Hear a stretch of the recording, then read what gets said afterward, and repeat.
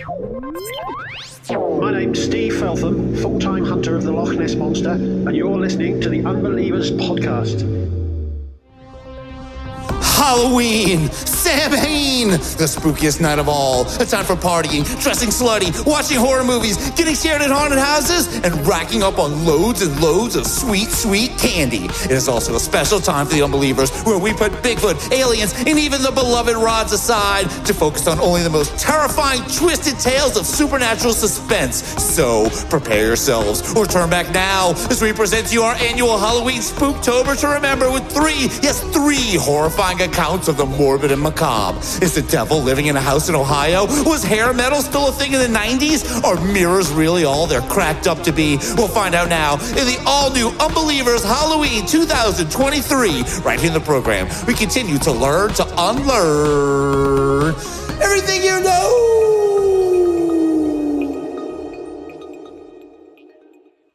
Good evening and welcome to the Unbelievers Podcast. I'm your host, Puss Dian, and joining me as always from realms beyond, it's Slayer Gora. Hello, Slayer. Oh, hello, Puss. Hello, Puss. Hello there.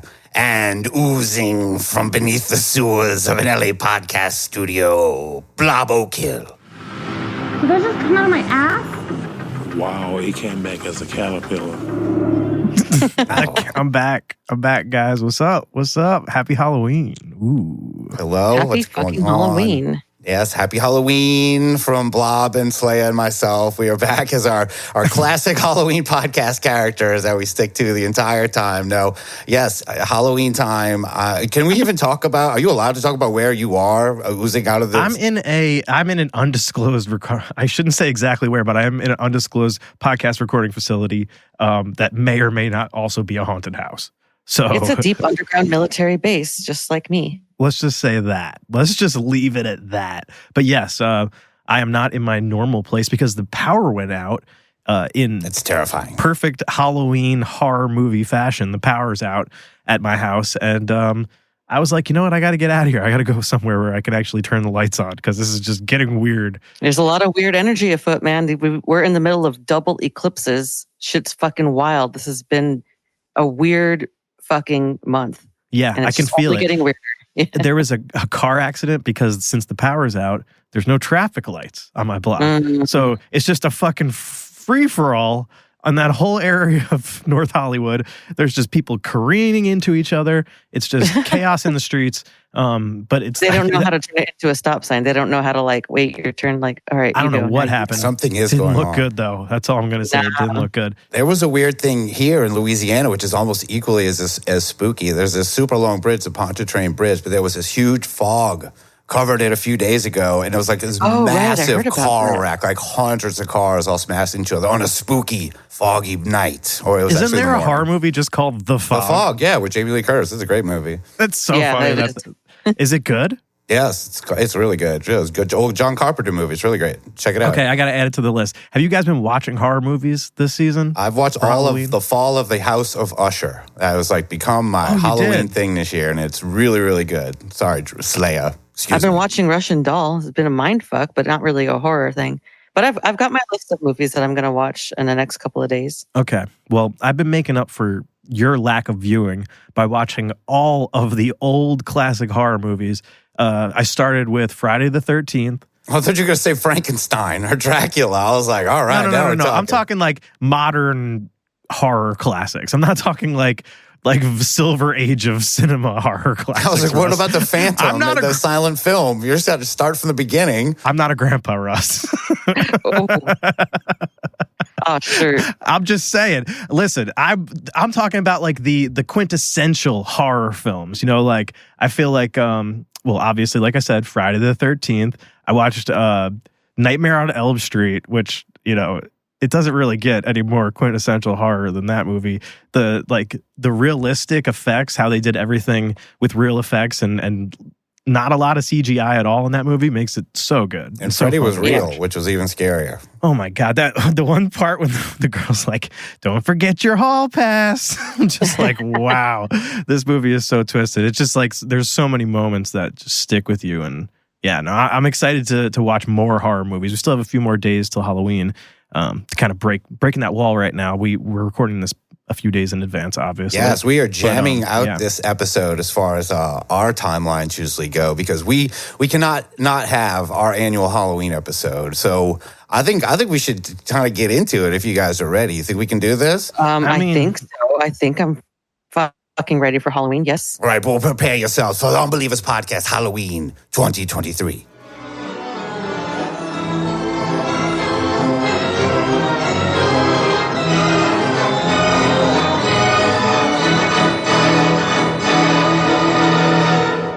Doors creak and the tombstones quake. Tombstone clockers swing and wake. Happy haunts materialize. And begin to vocalize. Grim-grinning ghosts come out to socialize.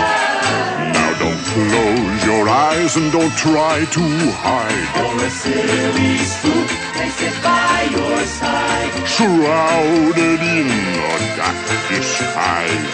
They pretend to terrorize. Grim-grinning ghosts come out to socialize. Do you know what that music means, my fiendish friends? Exactly. It is the time of the season. Samhain, All Hallows Eve, the night of the sexy grimaces. You know what I'm saying. It is Halloween. Sexy grimaces? Is that a saying that people say about Halloween? It's just Russ's own personal preference. You know, we're not going to kink shame him. I'm You thinking shouldn't. of And grimace. I just wanted to get that announcement out of the way that it's Happy Halloween. Good night. No, Should. that was a trick. It is actually just the beginning of our annual Trilogy of Terror, where Slayer, Blob, and I take you, the listener, on an unbridled and unbelievable journey into the depths of supernatural horror and suspense that will leave your family scarred for generations. And you have been warned. Now, let's come closer to this putrid cauldron that we have here. And let's see, Blob Okey, you look like you have something to say, do you?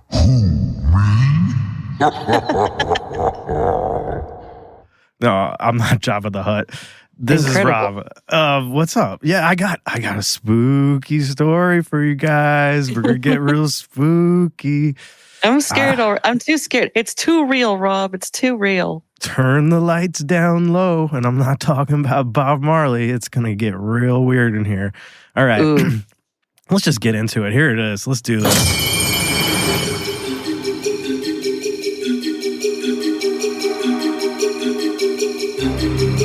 Already looking for an adult.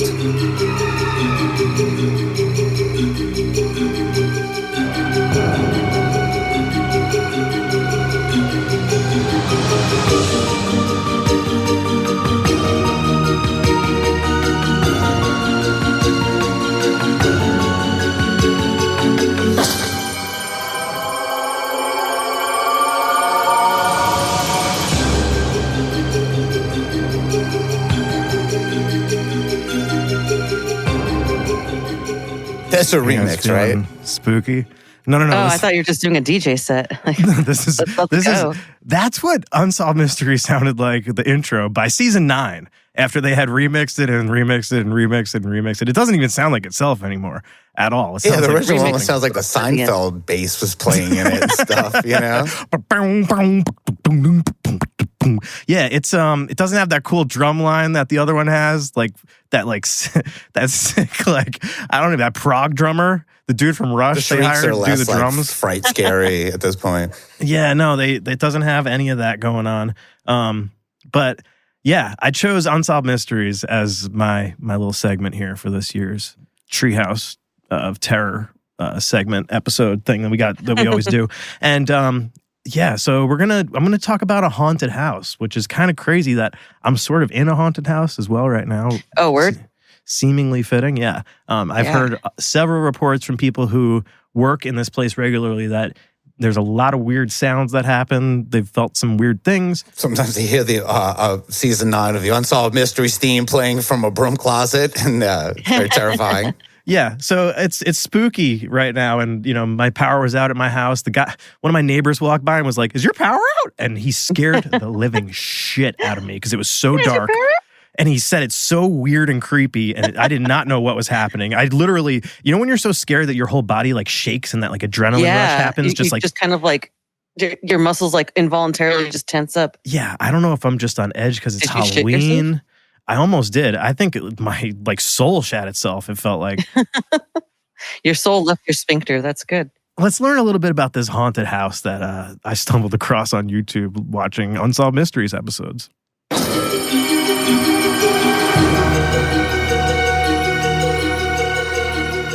For most of us, haunted houses are the places we visit on Halloween. We scream, we jump, we laugh, and we go home. But for 20 years, a family in a suburb of Cleveland, Ohio, has had to deal with a daunting fact that for them, home is a haunted house. All right, we're already starting off hot. Robert Stack is coming in hot with the soundboard clips. Literally right off the bat. This is what he thinks a haunted house is all about. We scream, we jump, we laugh, and we go home. That's just a normal visit to grandma's. Well, also, there might be something else going on. It might be like at a carnival or something. You don't have to go home. You usually go out after. The haunted houses are, I mean, speak for yourself. I like to spend the night there. He's a straight shooter. I'm going straight to the line. I jump, I laugh, I scream, I cry. Home. You know when it. you go home. In that order, exactly. Listen, when Robert Stack, this is how he does it when he goes out on Halloween. We scream, we jump, we laugh, and we go home. And that's just it. And well, damn, also, Robert. listeners of this show, let's use it. Yeah, so moving right along, these people, this is their home, but guess what? They live in a haunted home. Wait. Okay. Got it? Yeah, you first. In 1972, a newly married couple, we'll call them Joe and Mary Smith, moved into what they thought was their dream home. But the dream didn't last long. By the time Mary was pregnant with her first child, she got her first warning. Something was seriously wrong.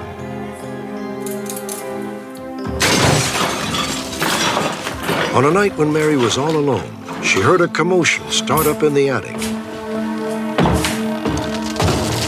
It really worried me because it sounded much more than a mouse or a raccoon or something. Sort of like grating noises and things being dragged, so to speak. Excuse me? So what did you just say? I'm having a hard time understanding this lady right off the bat. Immediately, I missed where this is happening. Where is this house? Oh, that's not important. If it's in the U.S., right? Is it in the U.S.? I mean, let's figure this out real quick. Can you Google them? John and Jane Smith. Yes. Everyone get right on that. It's an easy one to look up. I'm just joking. Just joking.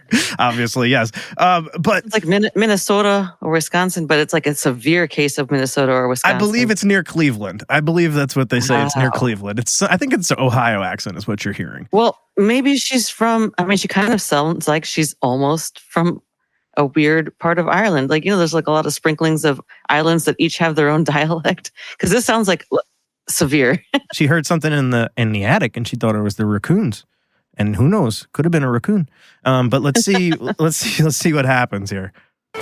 Mary called her father, a Cleveland police detective. He approached the attic with gun. Okay, her father just happens to be a Cleveland police detective. Hey, good for her. Okay, Minnesota this weekend. Drawn, expecting a burglar.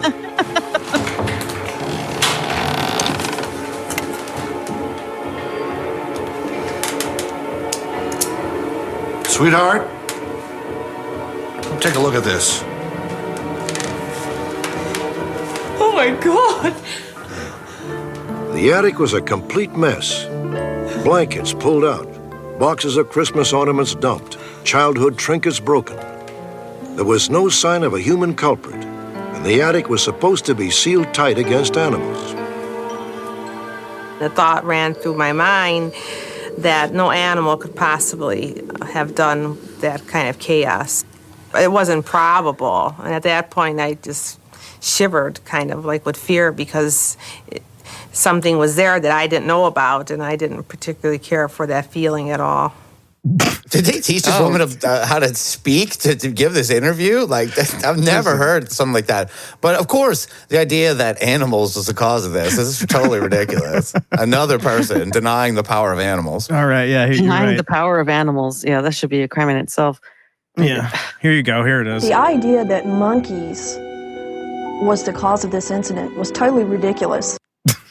Now, Rob, did you happen to clip her saying, "Oh my God"? No, listen, I couldn't clip every single thing that she said. know. I wanted to, but literally everything, every clip that she's featured in has moments that could be soundboard clips. So like, they're just listen to this episode again. Appreciate is what the I'm going to say to the restraint. listeners. Oh, that's a good. There are certain restrained people like that we've come across that you just want to clip everything they say. It's hard. Think of Blimp. I mean, everything Blimp said, I just want to just listen to constantly. So you have to pick your moments. I could not clip her, but there was something that she did not understand, and that is something that she did not particularly like. I like how she kind of phrased it in the end. It was just such a strange way. Oddly polite, yeah. Yeah.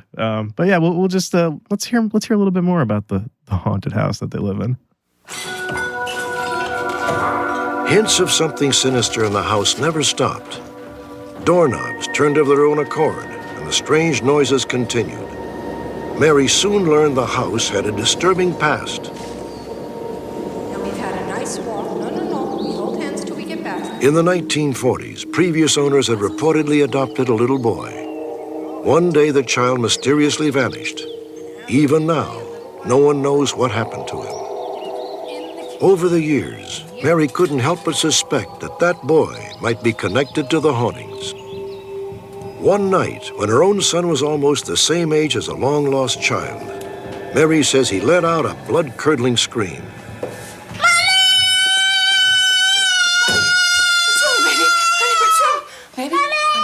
It just was a very tormented type of a cry. That's what I heard in his voice, was that horrible fear. What do you see, honey? Mommy! Oh my God. Want to hear the most annoying sound in the world? Yeah, I'm not so sure that's blood curdling so much as it's just like awful, annoying, and grating. Yeah, it's really hard to listen to. Yeah, and the weird thing about that, I want to help him just shut him up. That whole part was, it seemed like they were actually getting to an unsolved mystery. Like, well, there's this boy who disappeared and died. It's like, oh, we're going to look at that. No, we're going to talk about his ghost. It's like, what can we find? Maybe the kid who might be more the missing kid. No, the ghost is making this kid scream. He's really annoying. We need to solve this mystery first. Like, fair enough. ASAP, because man, it's annoying. Yeah.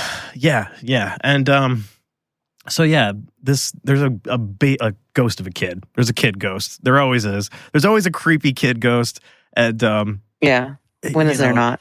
It seems to be a reoccurring element. Children, especially in ghost form, are especially creepy. So let's hear what else happened here. Mary had no idea what had so traumatized her son until he visited his grandmother a few weeks later. I'll be in the kitchen if you need me.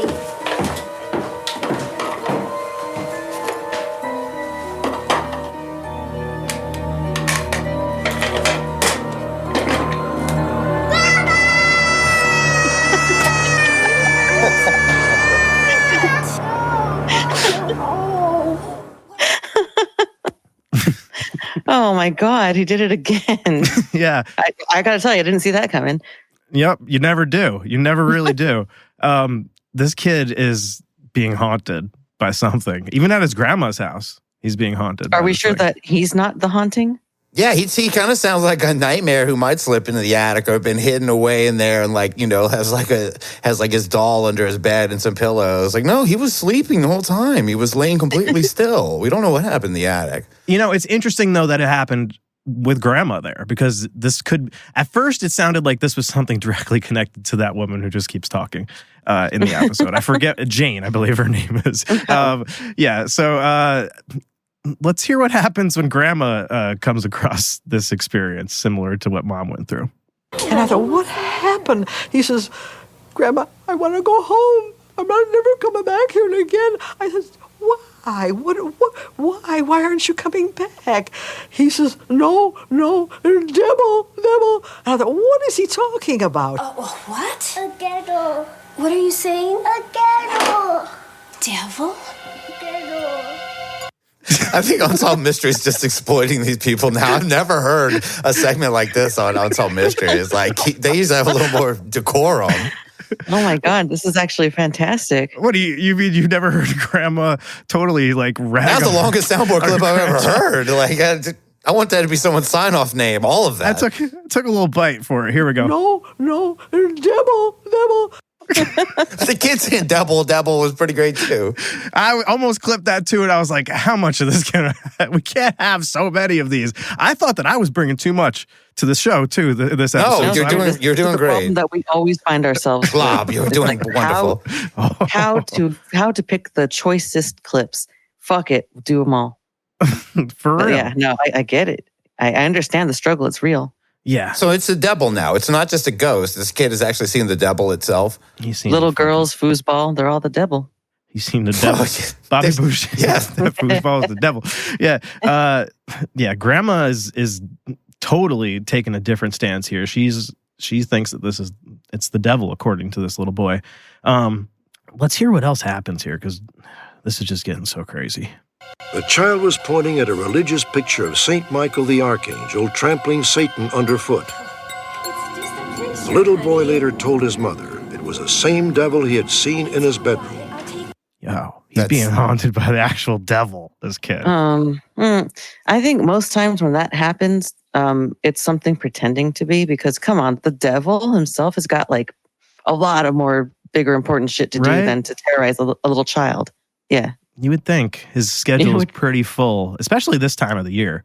You know, Halloween Maybe time. he was just bored. He's like, oh, that kid, he's got such an annoying voice. I just want to really just terrorize him and make him say more annoying things. I think he's using, the devil is maybe messing with someone else. He's just using this kid as his blunt weapon to get to him with that scream of his. Oh, maybe trying to get to the grandma. Yeah, right? Yeah, terrorize everybody in his vicinity like an air raid siren. They did something. So yeah, this place, it's got a weird history with children. You can see it's already affecting Jane, quote unquote's children. But it's not done. Life in Mary's house became a ride on a surreal roller coaster, especially when she realized the hauntings were not always malevolent. Shortly after Mary's second child was born, he developed a life-threatening case of jaundice. The condition required surgery. The night before the operation, Mary got down on her knees and prayed. Dear Lord, I pray to you tonight. I am grateful for all you have given me, but please. And much to my surprise, as I was kneeling there praying, I saw this most beautiful white light. It just kind of engulfed your whole inner being with just a soothing, real soothing peace that everything will be all right. Mary says the light was coming directly from the baby's room.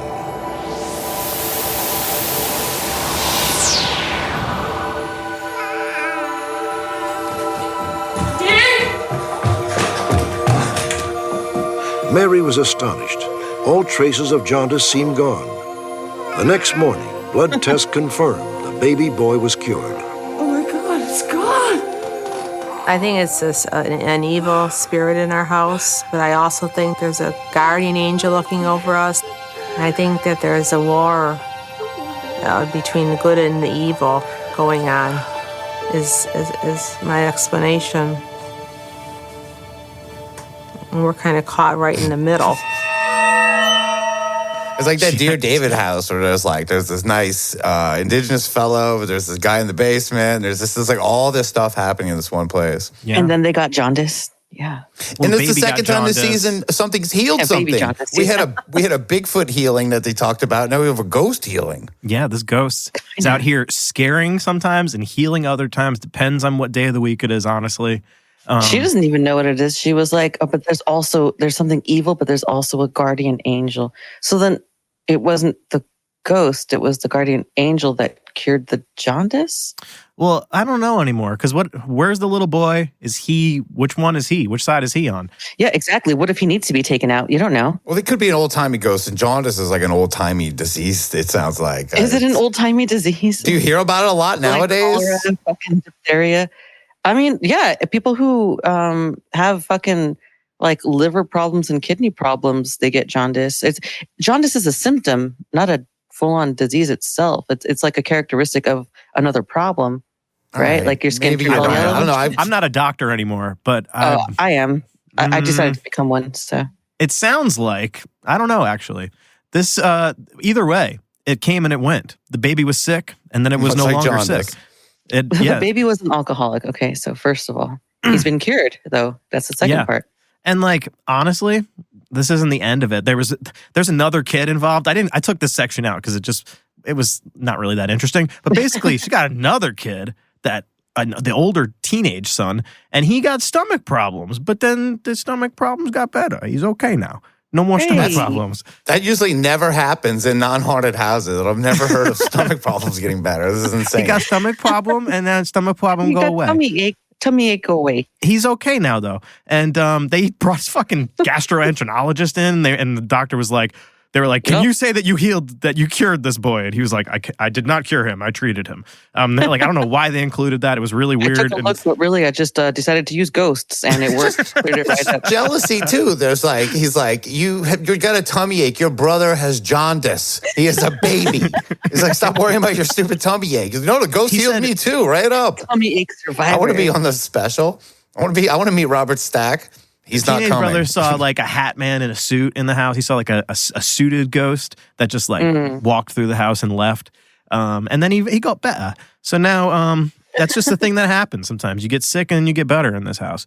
So gentlemen visitors, yeah. Let's keep it moving though, because we're not done with this place. We're not done yet. Oh God, There's please, still I want to more get out of clips here. Mary and her husband considered moving many times, but they had invested a good deal of money and effort in the house, and they didn't want to risk losing it. Finally, in 1993, Mary discovered what she now believes is the key to the house's unsettling history. Rumor had it that the little boy who once lived there had in fact died under mysterious circumstances and was actually buried somewhere on the property. It just was creepy. There's like I perhaps bones thought around. there might be a connection. In fact, it wasn't a might be. I was very concerned that there probably was a connection. Mary went to bed that night believing that the unhappy fate of the little boy had somehow tainted her house with evil. Mm-hmm. What are you basing this off of, lady? Stop accusing this dead kid in your house. Where did she get that information It's the easiest from? thing to do. I don't know. Sometimes you just hear from other people, like urban legends. Sometimes you look it up. I think what happened is one night the power went out in the neighborhood. She went outside, and an old guy next door said, "Your power out too?" And she's like, "Yes." He's like, "Have you seen that? The bones of that kid? You know, that's just the neighbors start talking. You know." Hey, you want to see some dead kid bones? They might cut your power. I think I know that kid. I think he cured my sister of lupus. It did feel like they left out like a chunk of some like exposition that we kind of needed to know, like where that information came from. But whatever. The kid's part of the buried here. mystery. Dead kids on the property still. It does not make her feel good. She thinks that might have something to do with these ghost sightings. So let's. She might be on something. She might be onto something. Let's. So she went to bed feeling like, you know, this kid ghost might be in this house. I don't know. This is getting kind of weird. And then this happens. I felt an electrical shock going through my whole body. The shocks were so strong that I felt as though I was welded to that bed. I thought I was going to die in that bed, actually, because I couldn't escape it, and I didn't know if there were going to be more shocks. And then the radio started playing, which made it even worse. It made it more bizarre.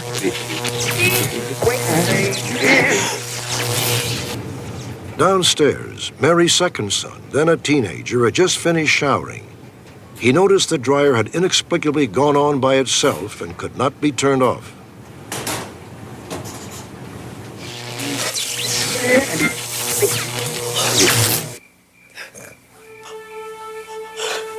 And I attributed it to the spirit that I believe exists in our home was so angry that the pieces finally fit that it just went crazy.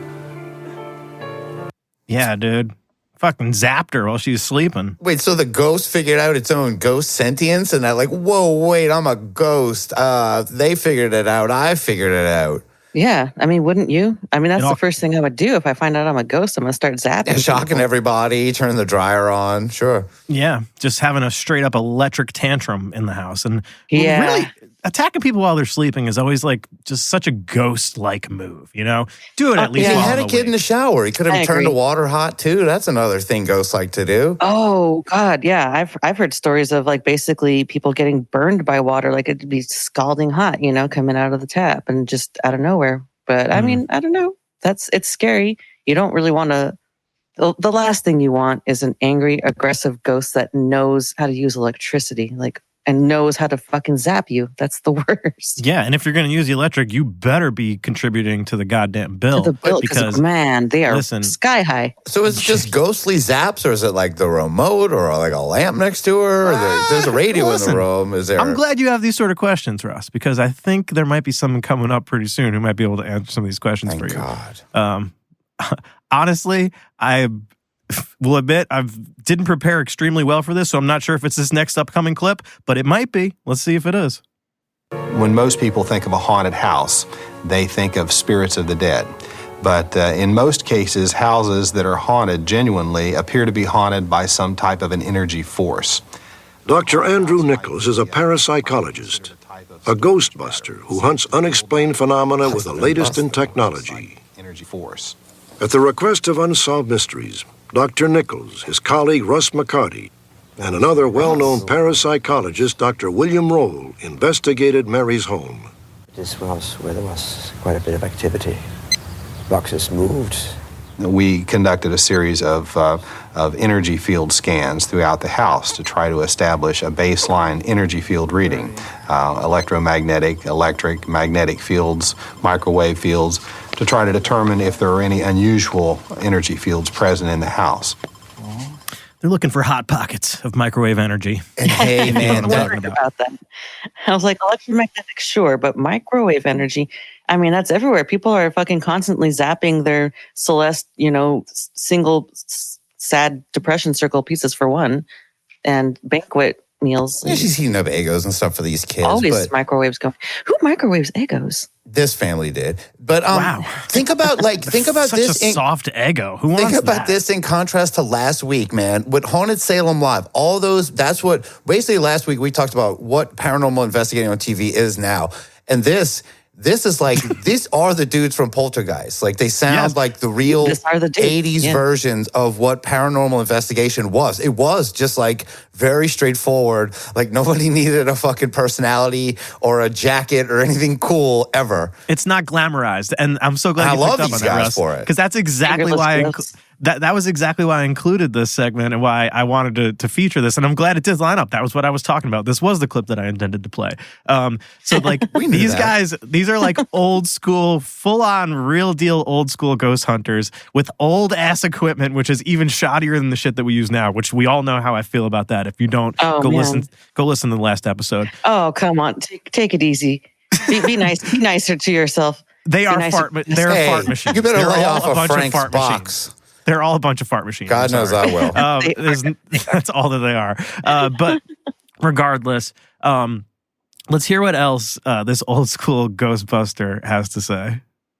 In one of the bedrooms, the parapsychologist found an unusually strong electromagnetic field surrounding a dresser left behind by previous owners. One of the suggestions that I made to the family was that they remove the dresser at least from the bedroom and preferably from the house temporarily and see if it has an effect on the haunting phenomena that they're experiencing. In many cases, we find that that's the case. If a person has acquired a piece, an antique, and suddenly haunting phenomena starts up, it may be actually associated with that piece of furniture. Yes. Get it out of here. Yes, Get it out of the here. Schifferobe, of course. That's what I'm saying. Haunted furniture. We know about this. It's all led us here. All of our studies on this show, all the work that we've done over these years have led us here. We know about haunted furniture. We know about haunted cabinets. We know about fucking ghost clothes, ghost shirts. That thing's made out of that kid's bones or something, or they were in there for a while. Something's connected to that thing. But get it out of here is what I'm saying. Because don't bust up that Schifferobe. Exactly. That's one thing you don't really see nowadays. I noticed this also on modern ghost shows. How often are they like, get this thing out of here? Just remove this from the house and then let's see if that works. They'll never do it because they know that it would work and then it wouldn't be as exciting. So they have to fucking Whose mini fridge is this? It's giving off a big spike. I'm going to 4.6. I do love that though, I love that he walked in and he was like, hold on a second. That needs to go. Get rid of it. Yeah, it's honestly, literally haunting me. It's garish and it's disgusting. And it was late 80s to early 90s contemporary, and it's really barfy. It needs to go. Coffee will be perfect at this. He could like auction off vintage haunted furniture. It seems like up his alley. And he would just take it for his own apartment because it's probably going to look like crap too. He was just a little chip coffee. What is it if you go and you order? It's a venti? What is it? He was a grande. What is it? No, what is it? What's a small? A tall. He was a tall chip coffee at the time. You know what I mean? He was a little guy. That still doesn't sound right. Still doesn't. He's never been a tall chip coffee ever. We'll just call him mini chips. The little small mini chips. I'm giving up on the analogy and the joke. It didn't work. The chip has sailed. Let's move on. Oh my God! Thank you. At least it led us there. At least it led us. Thank you, Russ, for saving us. But we're getting close to the end of this haunted house story of mine. But let's hear it. The parapsychologist found even stronger readings in the basement, where an abandoned well ran down 120 feet to an underground lake. We find many houses that are haunted are located over sources of underground water. And so there does seem to be a correlation. This may conduct some form of psychic energy. It may conduct some form of natural earth-based magnetic fields that stimulates a person's psychic abilities. Yeah, like Mount Shasta. If your house has a murder hole in the basement, you could throw somebody in there. But also the running water, we've learned about this. Vampires can't cross the running water, but it also is like Mount Shasta and can build up all this strange electromagnetic energy. Like mineral energy or some shit. Well, it's volcanic energy. I like to, you can even broaden it more with just like, this is geographic based energy. Like this is the actual geography of the area is allowing this phenomenon to occur, which is kind of interesting, and they say this often. This is something I have heard modern ghost hunters also say. They'll sometimes look at like what the house is built on, what kind of stone is underneath, because that can all affect things, can create magnetic fields if it's certain types of stone. So like they're doing the right thing, I feel like, as far as bringing this up. But where this leads them to, I'm not really sure if it all makes sense. So let's see. The well pipe is located directly under the bedroom of the primary witness, so it's possible that she is being exposed to these natural earth-generated magnetic and electrical fields on a regular basis.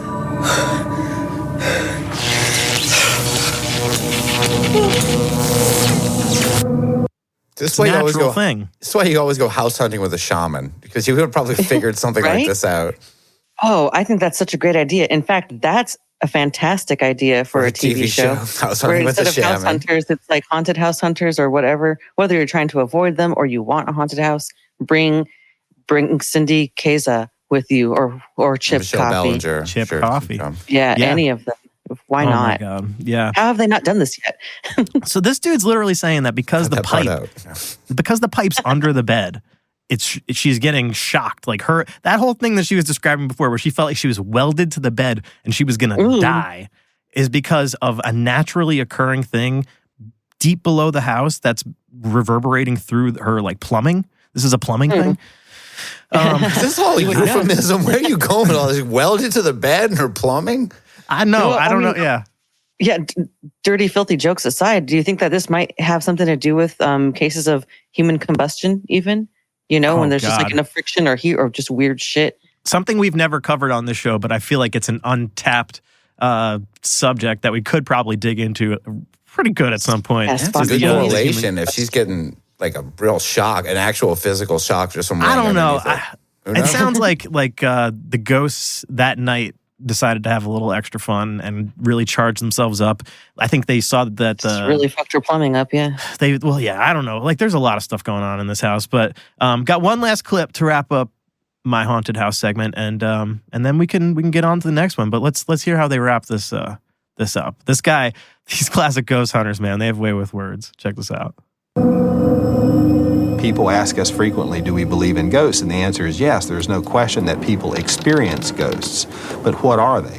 Are they actually spirits of the dead? Are they some type of entities from another dimension? Or are they some strange artifact of the human psyche? Unfortunately, those are questions which for now remain an unsolved mystery.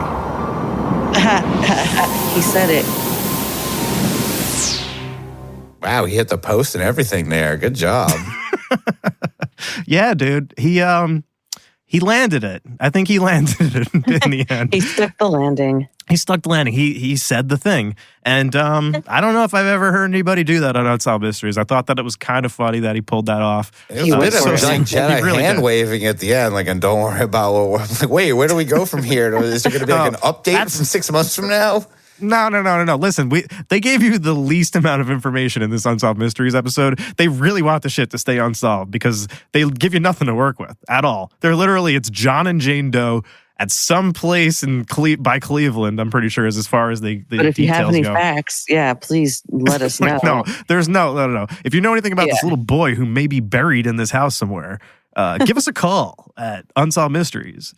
Give us a call at 1-800-UNSOLVED Mysteries. Some way to stop mineral spirit ghosts from coming up from the wells and messing up the Christmas decorations and then pretending to be the devil. It does feel like at Unsolved Mysteries, there's some sort of they have some sort of like a graph on the wall with all these different topics, and they have to make sure they check all of the boxes every season. Oh yeah, and they have to do a bingo card every season. Well, every episode they had to have like 5 or 6 different things. There's always had to be either a UFO or a ghost or some kind of creature, but never 2 in 1 usually. That's kind of what we do too. Yeah, we are that one segment of Unsolved Mysteries. The thing about Unsolved Mysteries, though, is I'm not really into the actual, the stuff that it's actually made for, which is the missing people ones. Well, because you're watching reruns now, so it's hard to care about it. Because at the time, it was almost like America's Most Wanted. We're like, we got to find this guy. It's been so long now. The stories are just less captivating. It's usually just darker and kind of more depressing, and there's no I don't know, fascinating twist or fantastical UFO or ghost I think that's thing Beyond going on. Belief kind of worked really well because it had that whole thing of which one of these stories is allegedly true or which one did our writers cook up. Oh yeah, I kind of forgot. We got to get back there was to that. that whole fun kind of twist on that. Felt like maybe some of the producers from this show also worked on that show because I don't know if any of this was true. I don't even know what that lady was talking about half the time. I could barely understand anything she said. But it's a mystery that could not be solved because it's not real, maybe. It's also who knows? Who fucking knows? That's the mystery in itself. It makes for a great Halloween story. Absolutely. Oh, that's right. I forget that's why we are here. Oh my God, that legitimately sounded creepy. Good job. Yes. Yeah, I've been practicing. So let's move across our cauldron here. And Slay Agora, you have a tale for us too. Yes, and these are definitely, as real as the internet can be. I don't think that it's creepypasta. I found these stories about haunted mirrors, and so just to preface this, I don't have anything actually. I'm not going for comedy here. This is actually spooky, I think. Okay, but it has a lot to do with what you were just talking about, Rob, about the hand-me-down items or things picked up from thrift stores and shit where it's don't or know how to cleanse it beforehand because mirrors apparently are a very big thing. And this one came from a funeral home. Yeah, I found this off of Reddit and he found this mirror in the abandoned Moulton and Kyle funeral home in Jacksonville, Florida. Blah, blah, blah, abandoned places. The whole place was decaying and falling apart and there was old furniture, caskets, and even a hearse left behind. In the rubble, I found this mirror, capitalized mirror, capital M. I normally don't take things from places I explore, but there was something about this mirror. I had to take it. My friend didn't like the idea. He found it disrespectful. I do too. I didn't listen to him, and I still took it with me. He hung it in his living room, and he said the next day his mom and sister came over, and they told him that they didn't like it. And I'm switching back to first person, I guess. They said it made them feel lightheaded and nauseous when they were around it. And I was skeptical because I didn't feel any of that. I thought they were just feeling that way because they knew where I got it from. So just at that point, have you guys ever had any of those feelings about just a secondhand object where it physically has affected you in any way? I don't think I have, but I think I can understand that. Knowing the knowledge of that, taking kind of almost like a morbid object, anything you take from a place like that is gonna. But a mirror seems so much more personal of a thing. If I don't know if it was any other object, but this is something you're meant to gaze into and almost be revealed to. It's mirrors are creepy. I've never really felt that. I guess maybe some objects at my grandparents' house, stuff that belonged to my grandfather, I did feel kind of his spirit was still attached to some of those objects in some ways. But I feel less sensitive to objects and more sensitive to like people and like empath style like stuff with like I pick up on people's emotions and like I can pick up on that stuff more than like I haven't the object thing is a little bit hard for me to totally wrap my head around. Yeah. I mean, I've definitely at least experienced places that I walked into and felt fine, and then go up the stairs and like suddenly like my chest is tight and I'm getting heart palpitations out of nowhere, and I'm like, well, that's weird because I feel totally fine. Exit the place and feel back to normal, like heart's back to normal, like weird shit like that. I've had things happen where I worked in this one house that I used to have to winterize it every year, which means basically like the house is empty, the people who live there are not there, everybody's gone for the season, and it's just me going through the house, opening up all of the lines, all the water lines in the house, and blowing air through them. So basically, like by the time I'm done, the water's off in the house. The house is like completely dead. And I remember walking through this one place. It was like older, probably 100 or so year old house. And I remember walking through it, and just every room, it felt like someone was watching me. Like the whole entire place, it felt like someone was just following me around the whole house, watching me. Yeah, it's not the same feeling as if there's like cameras or something, but like no, this was cameras, different. It feels like a person there. This felt like someone was like watching me the entire time, and like I didn't shake that feeling till I left. So I actually left I remember pulling away and being like, like I feel better now, and that's maybe like the closest thing I could think of to that. Yeah, oh for sure. I think that shit's very real. And as I read through the rest of the story, I was like, okay. Again, I really hope, I don't think it's creepypasta just written like that just because of the way that they're talking about it. But he says, a couple of days later, a friend of mine comes over and is immediately drawn to the mirror. I stepped out for a second to answer a phone call. When I came back, I see him staring into it as if he was in a trance. I put my hand on his shoulder to ask him if he was okay, and he jumps back and backpedals towards the kitchen. He was breathing hard and on the brink of tears. He told me he saw an elderly version of himself mouthing words with shadow figures swaying back and forth behind him. He left and has refused to come back. I thought it was all in his head until last night. I was lying on my bed, and then I hear footsteps in the living room. I get up to check and see, and there's nothing. I was alone. As I was walking back to my room, I stopped and stood right in front of the mirror. I looked directly into it, and almost instantly I felt like I was in a daze. I began seeing a black mass cover my face from left to right, and then I see a hand reach over my shoulder and wrap around my neck. I snapped out of it and ran to my room. My whole body was cold, and I felt a stinging sensation on my neck. I was terrified but fascinated at the same time. Didn't sleep. I was thinking about it all night, and I waited for the sun to come up, and then I put the mirror in the shed. And everyone basically that he told about this told him to get rid of it. He says that he still feels oddly attached to it despite that. So that, to me, that's the creepy part, is when something is making you want to keep it around even though it's actively bad for you. Yeah, it sounds like a really, really negative thing to happen, that kind of thing. But he almost sounds excited by it. Like, it was like, well, this is interesting. Like, I didn't die or anything. And there's like a little edging going on with that. But well, you didn't kill me, Ooh. It's like, it sounds a little bit like object-based, like oppression, basically. Like, it's kind of what it is, and it's like it's influencing the person. We're getting into horror movie territory here. Yeah, I'm trying to come up with theories. Like, was this a mirror they used to put over the bodies or something? Or they put, it was a surgical mirror that was used to dissect things or something? Well, I did look at a picture of it. It's very much decorative. It's okay. It's like an ornate, pretty. Would go in but a lot of people probably grieved and had to look in that mirror. There's probably a lot of That's right. I kind of forgot the fact that it came from a funeral. Sadness kind of absorbed it. If it's ornate, it's out in the display room probably. It's like it belonged to like a psychic medium, and they looked into it every single day, and it's just been charged up with their energy. Zach Bagans makes everybody look into it before they get passed into the next room. Thing. Yeah. Oh, right. There was that classic Zach Bagans moment where he was looking into the mirror, just like yelling at himself. But I was looking through just a second ago to see if we had any mirror clips. And we do have a mirror clip that pops up. I'm not sure what it is, but let's listen to it.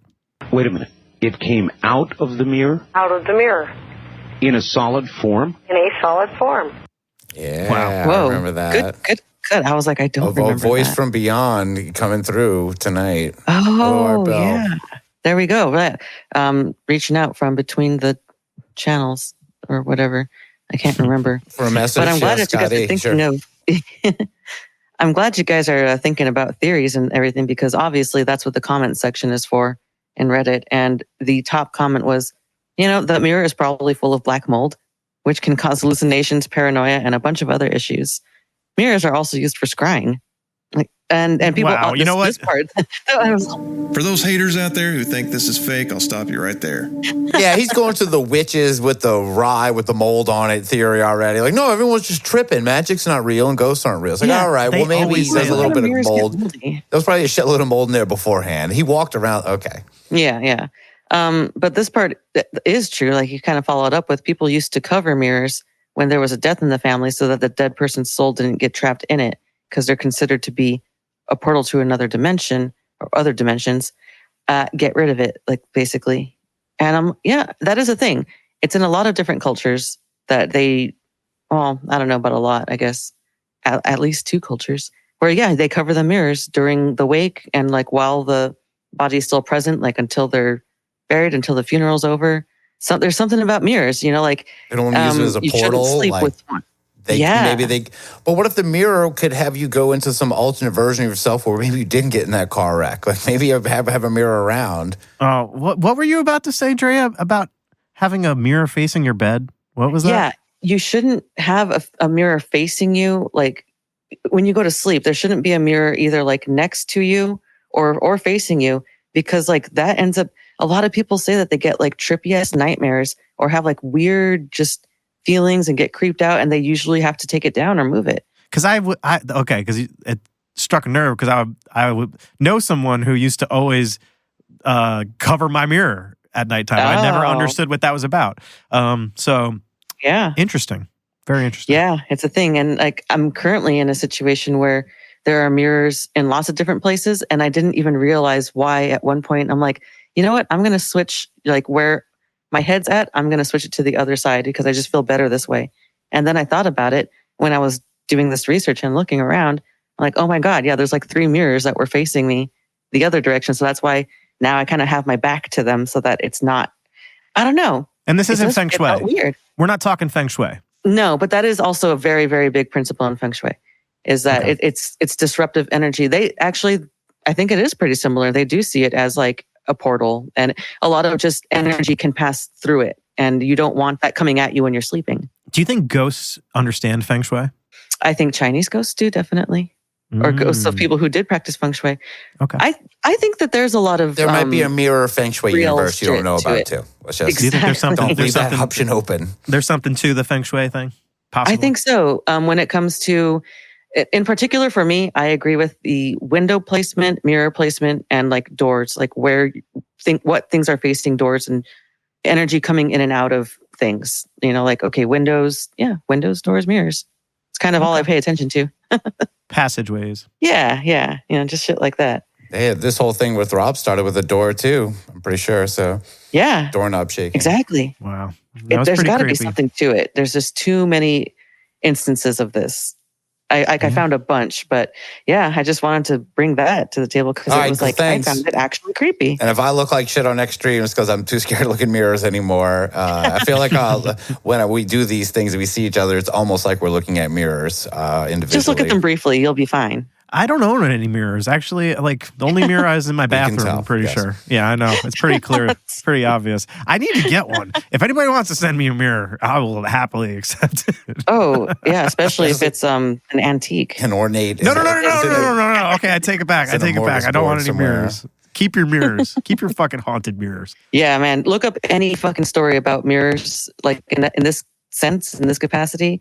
And that shit's fucked up. It's almost the same as like when people have like Ouija board stories where they just like, oh, we got to get rid of this thing because it's fucked up. They're out there. Like I would read a couple more, but they're lengthy. And they're all they're creepy. everywhere. They are, and they are terrifying. They're everywhere. That's awesome. That's a great story. But now it's my turn, and I have a tale of the arousing kind. Now try and keep your hands where I can see them, no. Blob and Slayer, as we probe the sexy demon called the Succubus. And our tale begins in South Boston, Virginia, an old town with an even older demonic presence described like this. She typically wears a human face, a voluptuous body, and lures her victims with a promise of sensual paradise.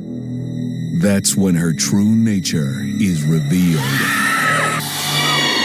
A succubus is generally accepted to be a demon that has a sexual element to the way in which she manifests. Some of the most common descriptions describe something fiery about her eyes, an unnatural heat to her skin. Sometimes she will have non-human elements to her body. Yeah, so That's vague. That was Michelle Bellinger, who we spoke about for the first time in our last episode, Haunted Salem Live. Evidently, she's the go-to expert on all things succubus. I mean, yeah, she seems very knowledgeable. I remember last time I heard from her, she was very, very put together, very rational-minded, and the way she spoke was like, She's so in on this. I think she knows what she's talking about, yeah. Rob It sounded like she was Hands. describing some people from my past. I'll be vague about that. But it does sound like that. Yeah, just an unusual heat to their skin. So you might be able to relate to some of the people we will hear from tonight, because we will hear now from a succubus victim, a man named Russell Irby. A man named Rob. Man named Russell, a minister who encountered a devil in the flesh, and he warns his followers about the dangers of evil spirits. But don't take it from me, Russ. Let's hear from Russell. I'd been a correctional officer for a while, working at the maximum security prison, and then I was promoted to counselor. And they needed someone to work with sex offenders. Tell me about your case. You want to hear what I did? I would do counseling with them, and trying to see what were their issues, what were their triggers, and seeing if they could work around those triggers and stay away from those things. Spending long hours at the prison took a psychological toll on Russell. Two things was happening. One, disgust. But at the same time, found myself wanting to learn more and get more into it. Wanted to read the cases. So I'm having this fight on the inside of me. How can this both be exciting to me, but at the same time be totally disgusted by it? All right, whoa. This guy does not speak for all Russells. We disavow him. Look, Russell, you're supposed to destroy these perverts, not join them. Yeah, what do you mean? Like, yeah.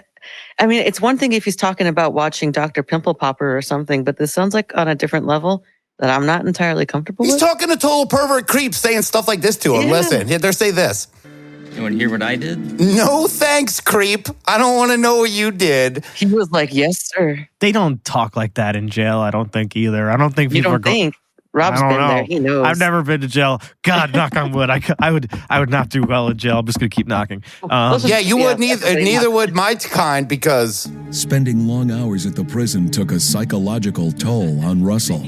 yeah, story of my life right there. Right, not really. Right? That works out pretty well. That should just be one. Include that in your reel. Oh yeah, prison time have you Russell done? Ryan. Spending long hours at the prison took a psychological toll on Russell. What's the longest that you've spent in prison, Russ? What's your longest time that you've done? How many? How many? We're months taking a or- break from Russ, and we're going to take a break from Russell for a bit. Said a lot of people that I know, but now I'm saying it. And we're going to throw to Michelle Bellinger to unlearn us more about succubus. The succubus appears to draw upon the fantasies of the person for whom she appears and will fulfill those fantasies, often apparently in the flesh. It's a fear that's beyond human because you know you're dealing with something that's not human. And it feels like it's something that can just do more than kill you. All right, what does that mean, Russell? More than kill you? I mean, jerk you off too. It'll I think kill that's what he you, means. bring you back to life, and kill you again. Because what we do know is that the word orgasm, in French, la petite mort, is the tiny death. So she kills you. Yeah. Uh-huh. Oh, so that was the euphemism? He was winking. Yeah, she'll do more than kill you. She'll fucking... Just a little bit. Yeah, no, killing you softly, no, killing you hardly. Look, I was into what I wanted to hear more from Michelle than Russell. But Michelle Bellinger, she has more succubus knowledge to drop on us, bringing it back to biblical times and Lilith, the OS. That's the original succubus, Lilith. Here. There is this extensive mythology around Lilith where she went out of Eden and became the mother of demons. In some stories, she copulated with angels. There are some stories that even tie her strangely to the serpent that tempted Eve. Throughout time, the succubus has taken the form of an alluring woman to ambush unsuspecting men. Prison counselor Russell Irby believes his work with sex offenders may have turned him into the perfect target for the succubus. Being in that kind of environment, I noticed changes in myself. I was going towards more perverse situations. I think as long as I stayed around that kind of deviance, I was getting deeper and deeper in it. The succubus is attracted to someone who has repressed sexual urges. You're scared because you don't want to act on things like this, but at the same time, it feels like it's getting stronger and stronger within you. Okay, again, this man does not represent all of Russ kind. Yeah, we don't suppress anything, so let Michelle talk more. I want to hear more about Lilith being the snake in the Garden of Eden. That's great. And he comes in like, man, these creeps really, they might be on to something really here. turn me on. Oh, my God. Yeah. You either die a hero or you live long enough to see yourself become a villain. And this guy has become a villain, it sounds like. He's hanging out with pedophiles all day, and he's like, I don't know. Maybe they're not so bad. I don't know. You want to hear what I did? Matter of fact, I might want to hear what you did. Pedophiles, like sex offenders, it's a big range, I suppose. Some people wind up on the sex offender registry for pissing in a park. That's not just true. My story. That didn't happen to me. He's not worried about that. He's like, so how does the van thing work? Like, what do you? Yeah, I don't know. I guess I just. Thing? I love to watch those videos online of the guys who go around doing like the vigilante. Yeah, like the pedo buster dude. Vigilante. They're always getting It depends on how Italian you are. Vigilante. It's the vigilante. The guys who catch the pedophiles and the prey. Yeah. Basically like modern day Chris Hansen. Yeah, like those. It's just so fun to watch those guys go out and do their work. Maybe that's like why the I cart associate narcs it of creeps. with that. They're great. Yeah. I love cart narcs. Fucking Woody Show represent. I'm trying to get it a little more innocent because we're getting so into the creeps. But that's a good idea. But I mean, look, I don't know what more is in store with these clips, so I'll just let you take it from here. You. Well, see, another thing they talk about in this is how a succubus is first brought into someone's life, and that's like through dreams and thoughts, and it kind of manifests. It kind of manifests. It's kind of created in somebody's head. These succubus. It's like a tulpa. It's like a hot ass, sexy tulpa that is drawing power from the person it's preying on. In this case, Russell. He's being preyed upon now because he's being so risky. He's going. Well, he didn't create it. That's kind of what they get at. And here's Russell who tells us these things. Russ is going to tell us. Recipe. I'll make one tonight. Rob, it's all in your head. Get ready to learn how he met his succubus. I was like, well, something's not right here. And that's when I woke up. And I could feel that thing there on the bed beside me. She's a breath stealer and a life stealer. And she seems to make a transformation from this gorgeous, captivating, beautiful woman. The darker nature is revealed. I wanted to scream. I have air coming in, I have air coming out, but I couldn't make a noise. My hands were above my head. I could not move. I was totally under control of something else. And that's probably the most terrifying thing about it. You can't move, you can't fight, nothing you can do, but you feel just like something's it's killing you and that it's getting closer. It feels like if it just completely touches you that you're done. I just start praying, whether it be angel come down, that Jesus do something. Lord, I beg you. Now, I got to say, I have had this happen, what I've always considered the old hag syndrome kind of event. I never considered that it would be a succubus. It was when he said that he had his hands held above his head. I've personally had that happen, and it scared me very much. I think I talked about it on a show a long time ago, probably. But I didn't kind of consider that it could be kind of succubus activity. I mean, yeah, I can't relate. That's never really happened to me. The closest being sleep paralysis, Yeah, that's what I always kind of summed it up with, as being like a sleep paralysis kind of thing. But it's so specific. The hands up above the head and stuff like that. Did you get sucked? by the succubus? Did it suck you? the ruscubus was out. I'm just saying, if you felt your hands That's a get fair put above your question. head, that's pretty kinky too, by the way. It was a little more scary. It was more like a weird they don't old. do that in hockey. Yeah, it wasn't. there was no sexiness that led up to it. But I wasn't saying. Whether it be angel come down, that Jesus do something. So he's like, Jesus, do something. Jesus, do something. That Maybe is. it was Jesus. Maybe it was Jesus. Put your hands in the sky. So I don't. Jesus. I don't remember exactly how I got out of this. So put your hands above your head and don't move for Jesus for a while because we're gonna do this thing. But so how do you get out of something like this? So he's praying. He's hoping that yes. Whether it be angel come down, that Jesus do something. But that doesn't work at all. So Russell, he goes to plan B. I reached over and grabbed the pistol off of my nightstand. Oh, wow. I'll shoot you. And after a few seconds and nothing moved, I got the courage to cut the light on.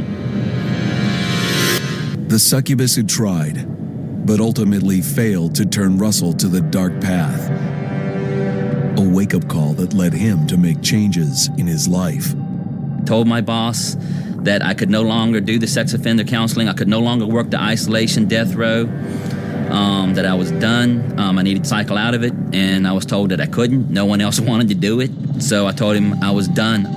Russell Irby was able to derail the succubus's trap.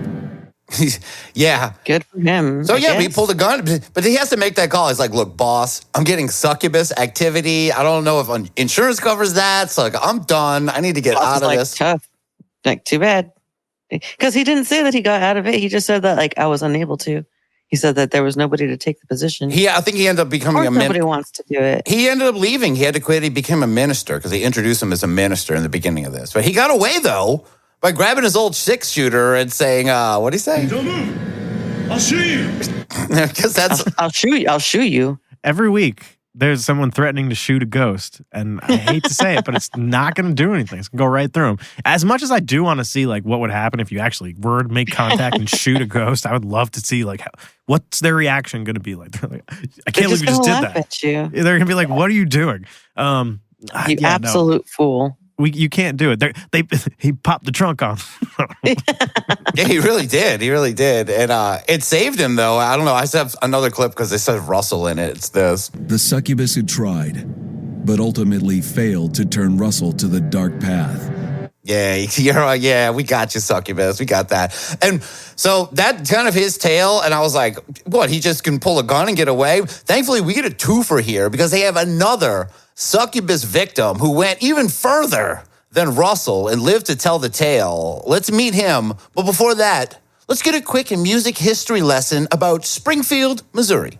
In the 1990s, Springfield, Missouri, and its many country music clubs abruptly shifted its focus. Heavy metal music was all the rage. Kenneth Deal was riding this wave. The hair band thing on MTV was really popular. It doesn't matter if you were small and just starting out, you were in demand. And with that comes the wine, woman, and song lifestyle. Kenneth was living in the fast lane, going home with someone else every night. Naughty boy. But still, something was missing. It doesn't sound like it to me, but for the record, I want to put this out there. Hair metal was not all the rage in 1993. That has like been dead like 2 years earlier. That turned into grunge. Yeah, everybody. Yeah, this is the era of grunge. Like, this is 93. What is going on in Missouri that they're like, oh, you've heard of this band Poison? Like, you wouldn't believe it. Well, I guess that's kind of the joke, right? That like, if it's not one of the happening places, then they're just like living in the just past. getting a little Take later. forever to catch up. It does seem like it seems so dated to just the 80s, but the early 90s, it did kind of, it followed over from the 80s into the early 90s, the hair metal thing. This is where all the hair metal bands ended up. They got kicked out of LA. They all ended up. The few that survived that era, there was a couple still straggling, probably until like 94 even, I would say. Warrant, Motley Crue, there was a few hanging on. It wasn't what it, in its peak anymore, but it was still kind of a thing. I think there was still some people. Rob is speaking from experience. Rob, what was the name of your band? I was never in any hair metal bands. Never any. It was a ska punk band, and we were called Rob and the Regulators. The Kooks. That's a good name too. I remember that. Yeah. Yeah. And then there was another band called the Kooks that was around. They were very popular at the same time. So it was just not a great. Yeah. It was a bad name. Bad name. Yep. They were out of Missouri. They were a hair metal band at the time. But this guy's name is Kenneth. What could possibly be missing from this guy Kenneth's life? He has it all. He's got a hair metal band. He's got chicks. He's got demons. What else could he want for? It seemed like all my friends had the relationships and they envied me because I had a revolving door. And I envied them because they had relationships. I just felt empty inside the whole while. Then, one night, an unholy creature appeared, offering Kenneth a dangerous alternative. I would roll over in bed and I would see someone standing there. Very vivid, just like it was a real person standing there. Beautiful female. She's a fantasy turned into flesh. It just kind of disappeared through the wall. Kenneth dismissed the experience as a wishful fantasy, but days later, when the she-demon returned, this dream became his worst nightmare. Sorry, I left the jump scares in because it is Halloween. But yeah, Kenneth, this dude is tired of the party life. He's like, God, I got to take 2 or 3 chicks home every night. They show him with like multiple girls. Such a drag. I wish it could just be the same chick all the fucking He's time. seeing this demon while there's like 2 chicks like all over him in the bed. He's like, oh, who's that one over there? I was like, I think he just wants a nice demon to settle down with. Yeah, exactly. It's like have your mortal humans and then you go home to your demon wife all the time. Why not? And on top of it, the narrator is literally speaking in metal lyrics, it sounds like. He's like, turn from your nightmare to your fantasy. It's so... Reading Dio tracks as he's doing this, yeah. It's a very, very good observation there. I didn't pick up on that. And the visual of this is great, too, because we see him now. And this was 93 when he was a rocker. This guy's not rocking anymore. Hopefully he settled down. But this Kenneth... That's why he wanted to settle down. Yeah, he knew he was coasting a little too long on his looks. Yeah, you're not going home with those same 3 girls every night. But this Kenneth, he's this party hair metal rocker. He is about to get some succubus action, finally, and it gets wild. In the 1990s, life for Kenneth Deal, a heavy metal musician, was a blur of sex, drugs, and rock and roll. During a stream of one-night stands, Ken is certain he encountered a succubus. At first, her visits were alluring. Over time, her appearance may change or shift. And so what appeared to be the woman of your dreams turns out to be the woman of your nightmares. It was like an assault, holding me in bed. And she was straddled over me with its hands over my face like this. I felt these feet dig into me like toenails, digging into me tighter. They were almost like a knife. It was painful and hard to breathe. It's a real Hellcat, this succubus. Sounds like a real technician in the bedroom, man. The nails, that's not cool, though. Real needing a pedicure technician, yeah. It's the worst. Jesus. When you're in bed with someone and their nails are like scratching you when you're trying to get comfortable. And they're oh, God. And this is I don't like, like this. This is like the whole, the whole thing that sucks about the succubus is the whole transformation. And I just got to say, if you're a demon, can't you just stay the sexy lady and not be the monster? You can still take my energy. You can take whatever. Oh, over time, that's an interesting question. I have to wonder, like maybe it's something where like in order for her to get her ultimate, whatever, she's trying to suck the soul of this dude, right? Ultimately. And maybe it's just, it takes a little bit more power each time to charge up for her ultimate finisher. And so she starts to lose the ability to keep up her appearances. I don't know. Yeah, she's like, basically the Emperor, Rob. Oh, yeah. Well, I mean, she starts off and she's just like, hi, I'm just a cute little, I'm a succubus. I'm a succubus. How you doing? What's going on? All right, if we're going to play this, then your parents walk in and say... He's a goddamn succubus! Succubus trying to take my baby! All right. Yes, exactly. Oh, no. They got to play the switcheroo on you, They come in, they're nice and cute and real pretty. And you're like, damn, who's she? And then afterwards, you're like, damn, What did I just do? Wow, I was bled dry. Yeah. I'm feeling, let's wrap this up. I'm feeling my energy draining, thinking about sexy succubuses. I don't want a ruscubus or whatever. So does a succubus. Oh, no. Because look, the evil version of the succubus is pretty gross, and Kenneth kind of describes it. He says her skin is all burned, and she stinks, and it's all Night of the Living Dead, blood and guts. He gets way into it, but she starts, as she's doing this, she's physically projecting out to him. Long story, he fights it off. I was scared. The succubus tried to collect my soul.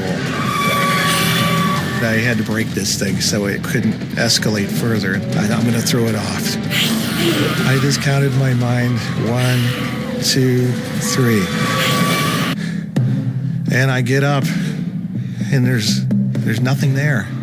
It would just like magically just snapped out of there and it was gone. Because most interpretations of the succubus identifies her as some type of demon, the cure is to somehow drive her off through faith.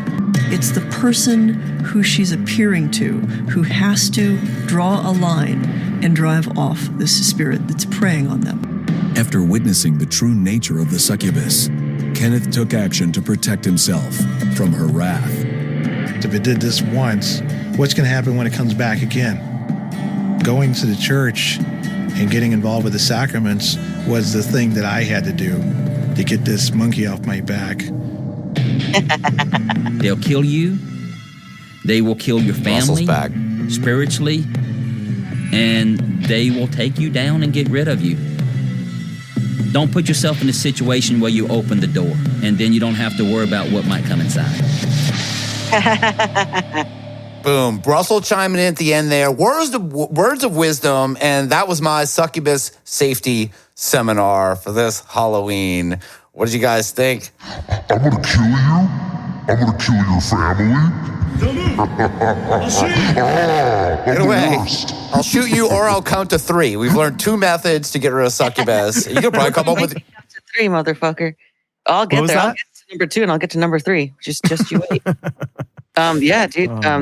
For one, Rob's spooky voice is like gotten really spooky. He's gotten really good at that. I'm getting better at it. I Getting told better. you, I've been practicing. Yeah. I can only use it this one day of the year, though, unfortunately, for Halloween. Running out of Halloween magic, and then it just goes kaput. Then you have to resubscribe for next year, and it costs like way more. You don't need that. We sure as fuck don't need any of this like horrible, succubus energy. Like, I don't know. Like, what do you do to protect yourself against that from even happening in the first place? You don't talk to perverts who want to tell you their stories. Don't talk to ladies at all. Just you got to find scary. an incubus to introduce to the succubus. I do love Brandon Boyd. You know, right? Just yin and yang. That's what they'd be great. That's all they're looking for. You got to match. You got to play matchmaker. Yeah, play matchmaker. Bus matchmaker. I guess because they're both buses, right? That's what you would break it down. They'd be bussing. Ink you, suck you, whatever. Bus. They bussing, They'd be bussing all night, yeah. They busting nuts. They busting. Busting makes them feel good. Busting. I wanted to say ink you, Russ, or suck you, Russ, or all right, never mind. Oh, sorry. Or Russ you bus. Either one. It works for me. I'll take that. No, instead of that, you're going to get...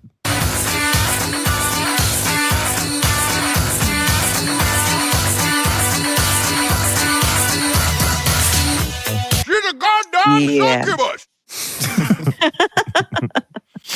Amen. I mean, like, so I don't know how to feel about all. I mean, I know how I feel about it. It's terrifying and disgusting. I guess I would feel safe being female. That they usually prey on males, but then there's the incubus part, which the counterpart.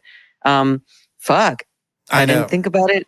And now I'm scared. No. Oh, God, what do you do? You have more to worry about with mirrors. But yeah, for you guys out there, just don't take a bunch of chicks home this Halloween. Or if you do, enjoy it and don't pine for marriage. I don't know what else, other advice I can get you. Don't be a counselor to a bunch of creeps. That might be another way.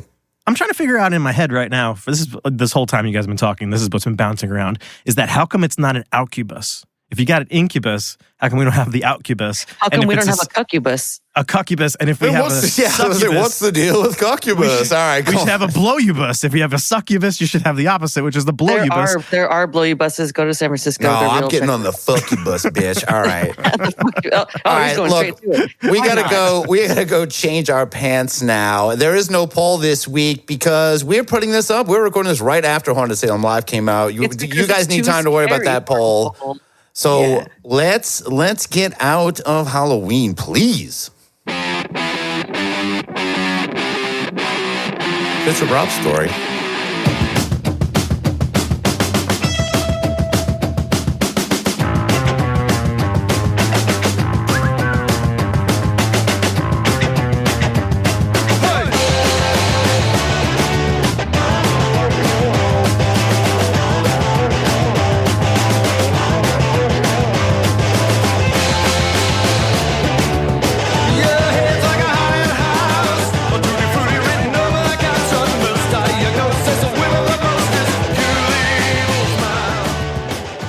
Yeah, bringing it back to your haunted house there, Rob. Ooh. Fuck yeah. Love that song. What a loaded episode. We covered a lot of ground tonight, I feel like, in a short amount of time. Yeah. It got covered in a lot of stuff. It got covered in a lot of grossness. It got covered in a lot of spookiness. It got covered in a lot of broken mirrors, I guess. That's what you should do. You have to look in the mirror don't just give it away. Break it. And see it get looking back at us, everything. Well, this has been a good Halloween. I hope everyone's having a fun Halloween day as this is out, and I hope we didn't bum you out or scare you too much. But the succubus. Hopefully just enough. We bummed you out just enough, and then cheered you back up. Like we depressed you and then oppressed you, or I don't know what. Suppressed you. We succubused you. We sucked you. And hopefully you're feeling good. You can cheer me up a little bit if you play a couple of your soundboard clips from your first segment, because those are really funny. You had a couple of you want to hear them again. You want to hear some of my soundboard clips? Well, there's only two of them, so I'll give them to you. Here was the first one. We scream, we jump, we laugh, and we go home. Which it's almost time for that. We should play at the very end. Yeah, it's all right. Yeah, it's almost time for that one. And then, of course, there was... No, devil.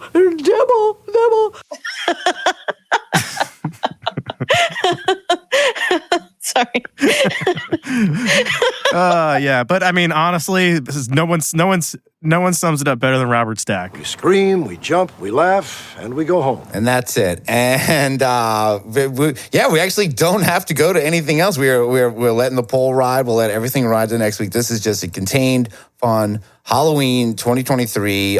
Before we go, Drea Mora or Slay Agora, do you have anything you want to mention? Yeah, I want to mention, first of all, I think that there's been some little bits of activity in the merch store, and it's kind of my fault that there isn't more because I should be making more stuff for it. But you can find a link to the store at unbelieverspodcast.com, which is great. And then I know it's early, and I hate when Christmas encroaches on other shit, but how dare you do this right now? I know. I feel terrible. I feel like the scum of the earth, but we're going to start doing the Secret Schneider planning and all of that. So we'll open it up maybe the second week of November. We'll start signups, and then that will be at unbelievablesanta@gmail.com.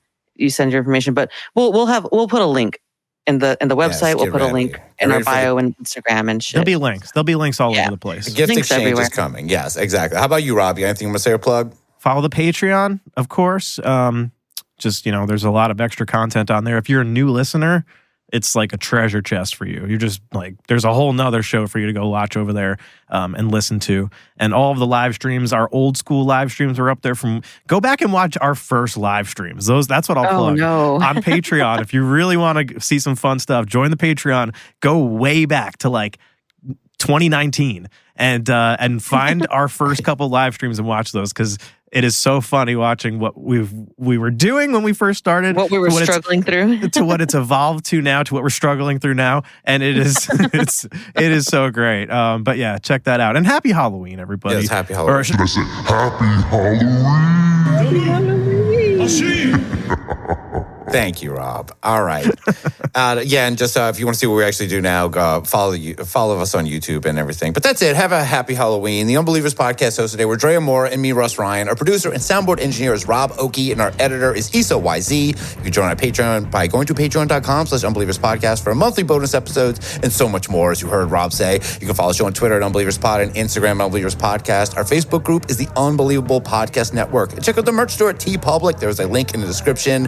Our music advisor is Pandora3373. Our official composer and theme song creator is Unbeliever Aaron, a.k.a. Aaron Schilb. Follow him on Instagram at the Aaron Schilb. Our official graphic designer and card maker who designed our logo is Raymond Rowell. Check him out at Harley Warren Art on Twitter and harleywarren.com. Our official guardian of the bench is at Kraken Stacker. Our official alien bopper is Nunchuck Bop. And from Patreon, our official reptilian at the post office is Postal Patty. Our official extraterrestrial woman still waiting for hashtag rubbing heads to trend is Crescent Moon. That's what we were referencing earlier. Our official Reverend Doctor of the podcast is the non-Newtonian Druid. Our official Big Island Paranormal Friendly Weatherman is Green Finhawk. Our official procrastinator is Jeffrey Hartner. Our official Baby Yoda publicist is Pam Z. Our official Unbelievers, the thing we really did reference earlier, listening between the stations for a message from Ardbell, is Scott E. Our official Unbeliever Raising Puckwudgies is Joe Filler. Our official Madman is Unbeliever Adam. Our official Unbelievers Time Traveler is Taylor Nelson. Our official Snack is Jack S. Our official Ghost Hunter is Amelia Child and Ghost Hunting in New England. And You'll be Halloween on Netflix. Our official senior European correspondent is Kay Mill of the I Don't Know podcast. Our official paranormal art curator is Isis Haynes. Our official Rod is Rod. Our official Unbeliever in need of titles are Mike Henry, Todd X, Lid, Vicious, Sandra, Deborah Foles, Ramiro, Trash Baby, Anna Dvorak, Rhett, Troy, Josh. And this week's Unbeliever focus is Cool Parents Worldwide on Instagram. Who needs more Unbelievers Zach Baggins content? No, we mentioned him a lot. I'm sorry. We will get back to that, especially if you guys seen that he has a new show coming where he's going to talk about all his museum collectibles. It's just... Oh, yes. It's a whole other thing that's coming soon. Wait. It's just the last few things involving Zach that we covered were a real chore to prepare, and spending long hours at the prison took a psychological toll on Russell. Good night and happy Halloween. We scream, we jump, we laugh, and we go home.